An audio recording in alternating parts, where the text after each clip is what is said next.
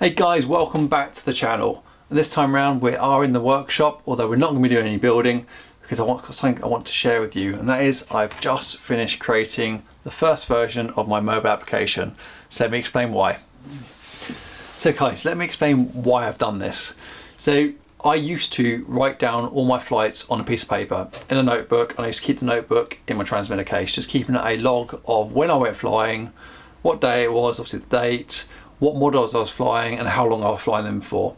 And that was kind of useful. It's like looking back at that thinking, oh, I'll fly that model quite a lot, or I've only been flying 3 or 4 times this month, I need to get in there and do more. So just like a manual way of tracking it. I also noticed a few friends of mine were also doing the same thing. So I thought, Joe, why not just take that idea, put it into a mobile application and build out on it and see if people use it. So that's exactly what I've done. So let me show you that now. Okay, so here's the app. Now I'm sure there's probably better ways of filming this, but I'm in the workshop, so I'm just going to put the camera on my actual phone rather than use any emulator. But regardless, so it's called RC Flyer. It's available on Android and on Apple as well. And when you first open up the app, this is the screen you get.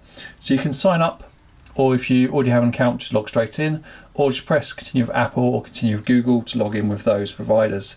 So I'm going to just hit already had an account, and I'm going to log in, which I'll just hide away for a moment because I don't want everybody to see my credentials. So there we go, username and password, hit login, and then once we're authenticated, we are presented with the hanger. So this is the home screen really for the app, and it's your hanger. So the idea behind this is you can add all your models in. You can see I've got a few in there already, and I'll go into those shortly. So to add a new model, you can hit the plus button, and it'll go away and check how much hanger space you've got, and then it'll allow you to simply add a model in by adding a photograph, a name and a description. So it's a real quick way of adding it, but you can add additional details to the model once you've done the first save. And I'll talk to you about hanger space in a minute. So just on the screen here, you can see we've got the photograph of the model, the name, the description I've given it, how many flights have been recorded against that model, and how many minutes of flying time there are for the model as well. Other functionality on this screen, we can check in. So if you're at your club, you can hit the check-in button and it'll pop up and say what club are you at, and then you can go ahead and check in to that club, and I'll cover that feature shortly. And then along the bottom you've got the other pages, the hangar, the graveyard, a leaderboard, clubs near you or sites near you, and the main menu. But the main functionality really is about adding these planes in and also logging your flights. So to log a flight, we'll just hit the plane icon on the plane that we want, or the model. It could be a drone, could be a helicopter. It supports all types. So you can see here, there's the picture, that's the description we've given it, how many flights we've flown, total flight time, and also the average flight time as well. So for me, my flight time isn't my actual flying time in the air, it's my battery time. So you can use either basically. This is the flight log and all the flights that I've done on this particular model. I can go and edit the model from here, or I can record a new flight. And this is the screen for recording a new flight. So you can say date and time of the flight. So you can just say that this one was today at 9:48, that's fine. Duration in decimal. So this was a 6.5 minute, so 6.5 minute flight. The flying site I was at when I flew. So there's a whole list of flying sites in here, and you can add your own as well. So this is just a test. So I just say it was at my hangar. Any notes like really pleased with this flight, or anything you really want to log against it. There's some new functionality I've just added as well, is you can start to log your batteries, the battery use. So every aircraft, whether it's petrol or IC, or even a glider, will have at least one battery or more within it, of course, unless it's free flight. But apart from that, you normally have one battery. So you can come in here and you can either create batteries if you haven't got any in here already, or you can select a battery. Here's my ID, battery 46. There you go, and then battery 45 as well. The batteries. It does have QR code support, so there's a way that the app can give you a QR code which you can stick on your battery, and then you can press this button to scan the QR code, and it will tell you what the battery ID is and what the make is, etc. in here as well. So there's battery selected. Then once I've done that, I'll just hit log flight, and that flight is now logged at the top. So that's the basic functionality that I personally wanted, and then we've built it out, or I've built it out further from there. So I'll come away from that model. Difficult tapping the screen around the camera. There we go. And now I can go in and edit the aircraft with the pencil. You can see that I've got the name of the aircraft, any notes against it, and I've added the ability to track the manufacturer and the model as well. So again, if your manufacturer isn't already in the list, it's nice to see that people have been adding stuff in here. You can go ahead and hit plus and add it to the global list for everybody else. And again, for the model as well, if it's not already in the list, hit plus, add it for somebody else. So our other optional statistics you might want to track as well is the size of the model, the weight, the amount of batteries it has, the type it is, whether it's IC, petrol, electric, turbine, etc. And then you can select the engine make and engine size as well. I've added some additional parameters for fixed wing based on a request, just to say CFG, where it's measured from, and some primary control settings. So you don't have to log all this, it's just extra stuff that I've added in for people that have asked for it. I'm going ahead and save that. If I want to get rid of this model completely, I can delete it out of the application and remove all the flight log.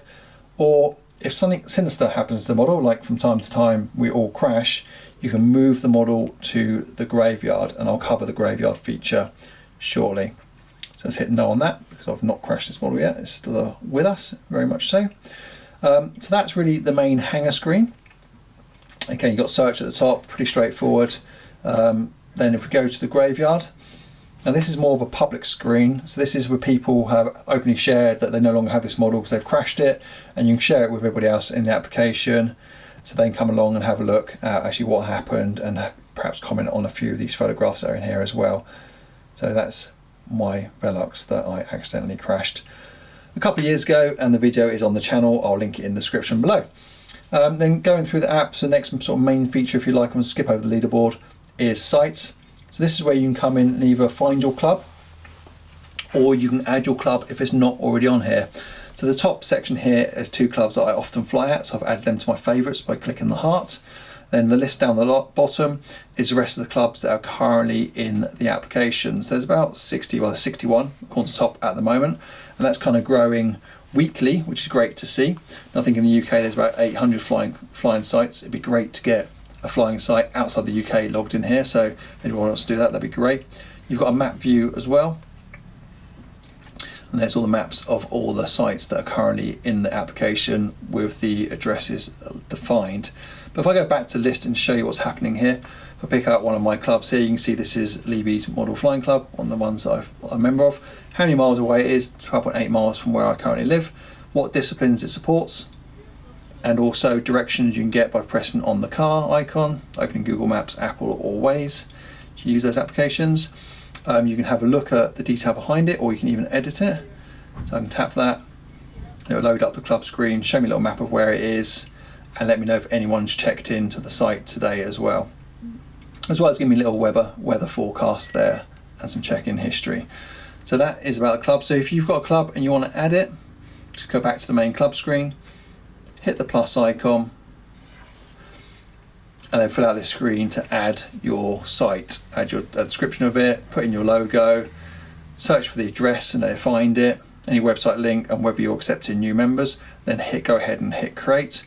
Once you've hit create, come back into it, find it again, then hit the edit to further select some additional information about that club as well. Check the location's accurate, check longitude and latitude, it should have worked this out for you, but if not, just overtype what is in there, and then select what disciplines are allowed and any notes associated to those disciplines as well. So this one allows small petrol engines. And then now that the club's in there, when you're on the hangar, you can of course check into the club as you saw earlier on. And then in the menu, just finally to finish, a few options in here. Obviously you've got your normal settings like your profile, where you can specify your logo and what disciplines you personally fly, and it'll give you an overview of how many models you've got, how many flights you've flown, and how many loyalty points. That's just a bit of fun, which I'll show you shortly. So you can go and check that out. Or you can go back into the menu and you can have a different view of all your flights.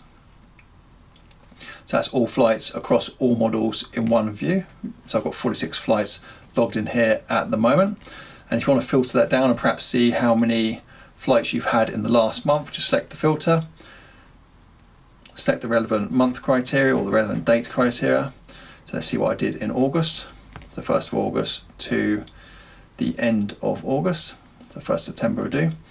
And you can see I had 20 flights flown. So 20 of my 46 that are logged in the app were flown in the month of August. 151 minutes logged, average flight time just over 7.5 minutes. And then I'm currently building out a graph feature which doesn't have much data at the moment, but obviously it's just showing August. If I go back to the filter here, change these dates very quickly, go back a few months, you'll see then it should update. There you go, I've got 2 months in there because I only started using the app in August. So in August I've currently done more flying than what I've done in September, which isn't a surprise because it's raining a lot over here in the UK at the moment. So that's just in way of viewing your flight data. Something very similar to that as well is viewing the battery data, sorry. So these are all the batteries that I've currently got saved in the application. Obviously I've got a lot more batteries than that. I've probably got 30, 40 batteries, but I've only just started testing this feature. It's new, it's in the current version of the application. But you can come in here and you can create a new battery. You've got to give it a unique identifier, which is something like either a QR code you've got, or perhaps you're just going to write in a marker a number, which you're not going to reuse, so you know what the battery is. You can come in here and select manufacturer. Again, you can add to the global list if it's not already in there, type, capacity, and how many cells. Then hit update and it will create that battery for you. Once it's created, it will generate a QR code, which you don't have to use. It's just a feature that I decided to add quite recently. So if I go into this battery, and I can see it's already been used twice as well. I can have a look at this. So it's got 2 flights against it, total of 13.5 minutes of flight time. So average of 6.75. This is just test data, guys. I want to see the QR code. I can say yes. Now I could then screenshot that, print it out and stick it on a battery, or you may just as my unique identifier for that battery, or you can just use the number. I put number 45 in for this one, so I could just write that on the battery instead. And then you've got a similar filter when you filter out that date range. So it's going to be really interesting over a full season to see which batteries are being used and how much life you get out of those batteries. Again, even if you are flying maybe a glider with just one battery in it, it's still relevant information you might want to track. So I've come back out of that. Okay, well, one more feature on here actually while we're here. You can also retire batteries. So after a certain period, you may find the battery is no longer any good. So rather than delete it out of the application, you just hit retire. And that will hide it from any further selections, but it'll keep the full history of the battery in here for you. So you still know how much usage you got out of it, which might be good for historical data. Okay, so I'm gonna recover that battery because it's not retired, and then go back. So that is pretty much it in a nutshell, guys. Now just a couple of things to note that we haven't covered off. So first of all, leaderboard is in here just for a bit of fun. So people that are using the app at the moment, again, this is test data, how many flights they've flown and where you sit amongst them, so that is global. And then people that are checking in, and then people that are using the app, updating it, adding flying sites, doing check-ins. There's a little sort of gamification system in the back end, just adding a few points together, just to have a bit of a scoreboard.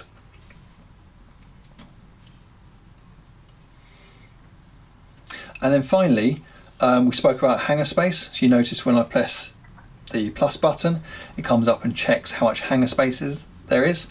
And that's really because the app's cost me quite a bit of money already to develop it, and that's because I've had to pay for the development platform, the tools to actually develop the app in, and I have to pay for a subscription for Apple and a subscription for Google for Android to be able to publish the apps out, and a couple of other add-ons for the development platform as well. So it cost me quite a bit of money. So I just want to recoup some of that money. So what I've done, decided to do the easiest things rather than put adverts in this, or rather than limit functionality.